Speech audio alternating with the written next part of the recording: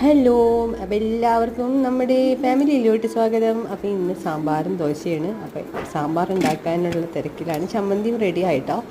അപ്പോൾ നമ്മൾ ദോശ നെയ്യ് ദോശയാണ് നമ്മൾ വീട്ടിലുണ്ടാക്കണ. നല്ല സൂപ്പർ നെയ്യ് വെച്ചിട്ടുണ്ടാക്കുന്ന ദോശയാണ്. ദോശയും സാമ്പാർ ചമ്മന്തിയൊക്കെ ഉണ്ടാക്കുന്ന ദിവസം ഈ ഒരു 3 കോമ്പിനേഷൻ വേണം കേട്ടോ. വേണമെങ്കിൽ കുറച്ച് ഉരുളക്കിഴങ്ങ് മസാലയും കൂടി ഉണ്ടാക്കിയാൽ ഭയങ്കര ഇഷ്ടമായി. പക്ഷേ ഇന്ന് ഉരുളക്കിഴങ്ങ് മസാല ഒന്നുമില്ല. ഇന്ന് സാമ്പാർ ദോശ ചമ്മന്തി മാത്രമേ ഉള്ളൂ.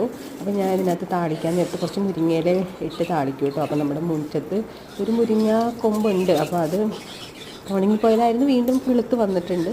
അപ്പോൾ അതിനകത്ത് നിന്ന് 2 ഇലയും ഇട്ട് താളിക്കും. നല്ലതാണല്ലോ മുരിങ്ങയില മൊത്തം പറഞ്ഞാൽ. അപ്പോൾ പിന്നെ നമ്മുടെ ഉലുവ, കടുക് അങ്ങനെ എല്ലാം താളിക്കുകയാണ്. അപ്പോൾ ദോശ, സാമ്പാർ, ചമ്മന്തി എല്ലാവർക്കും ഇഷ്ടമാണോ? ഇഷ്ടമുള്ളവരൊന്ന് ലൈക്ക് ചെയ്യുക. ഞങ്ങൾ ഇഷ്ടപ്പെടുന്നവർ ലൈക്ക് ചെയ്യുക, കമൻറ്റ് ചെയ്യുക, സബ്സ്ക്രൈബ് ചെയ്യുക. Okay, bye bye.